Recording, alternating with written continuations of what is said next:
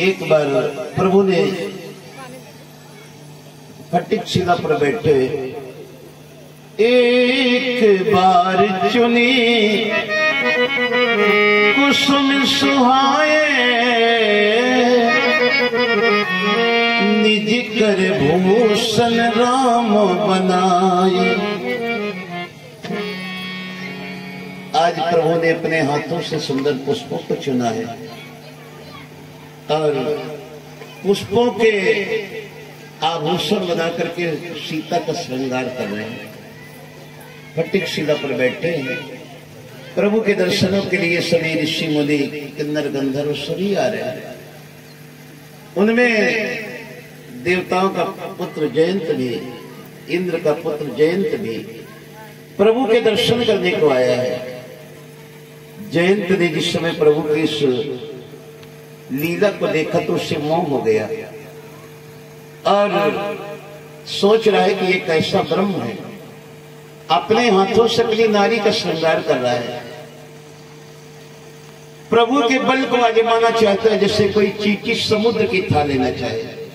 Jimmy पिपीलिका सागर था महामंद मति पावन चाह, जैसे कोई चींटी समुद्र की था लेना चाहे। क्या किया उस जयंत ने?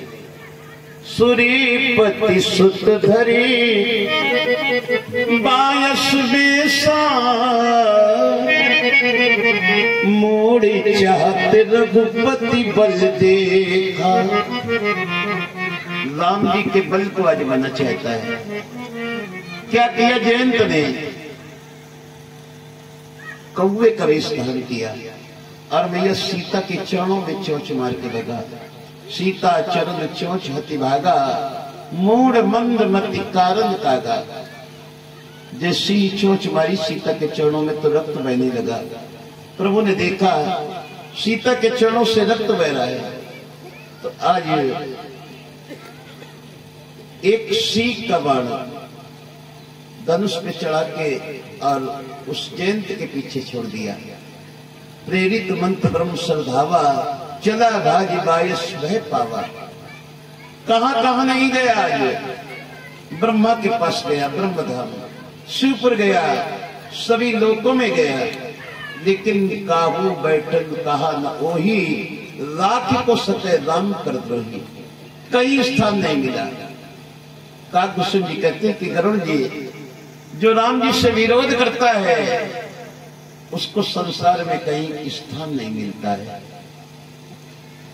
अपना वास्तविक रूप बना करके भी दरि निज रूप गयो पितु पाही राम विमुख राखा ते नहीं। पिता ने भी स्थान नहीं दिया राम जी से विमुख होने के कारण।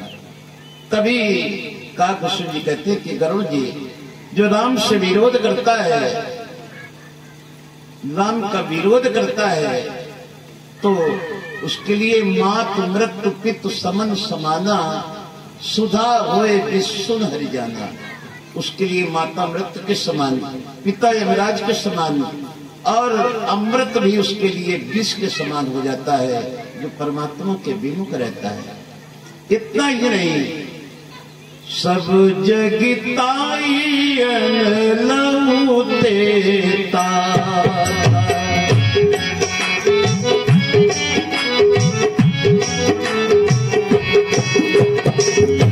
जो रघुबीर विमुख सुने भ्राता।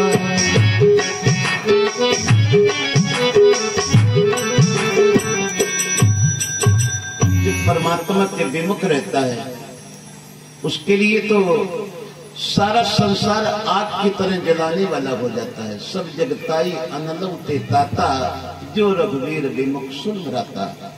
इतना ही नहीं, मित्र करें सतरीप कह करनी ताकह विबुध नदी वह तरनी। उसके लिए मित्र भी सैकड़ों शत्रुओं के समान करनी करते हैं जो परमात्मा से विमुख रहता है। आज कहीं भी स्थान नहीं मिल रहा जयंत को। मार्ग में मिल गए नारद बाबा, संत मिल गए, क्योंकि संत का चित्त कोमल होता है। नारद देखा विकल जयंता, लागी दया कोमल चित्त संता। संत का चित्त कोमल होता है। अन्य कवियों ने तो कहा है कि संत हृदय नवनीत समाना। संत का हृदय नवनीत माने मक्खन के समान मुलायम होता है। लेकिन गोस्वामी जी महाराज कहते हैं उन कवियों ने कहना नहीं जाना, कहां कवि न पर कहां न जाना, क्योंकि निज परिताप द्रवई नवनीता, पर दुख द्रवई संत सुपुनीता।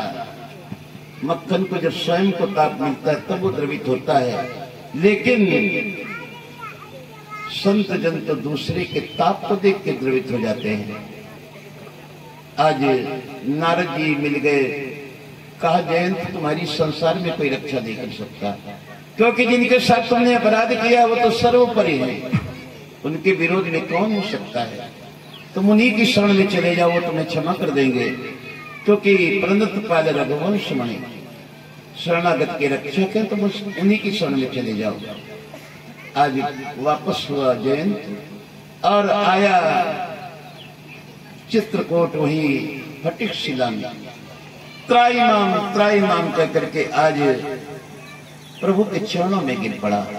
सुनि कृपाल अति आरत बानी, एक नयन करी तजा भवानी।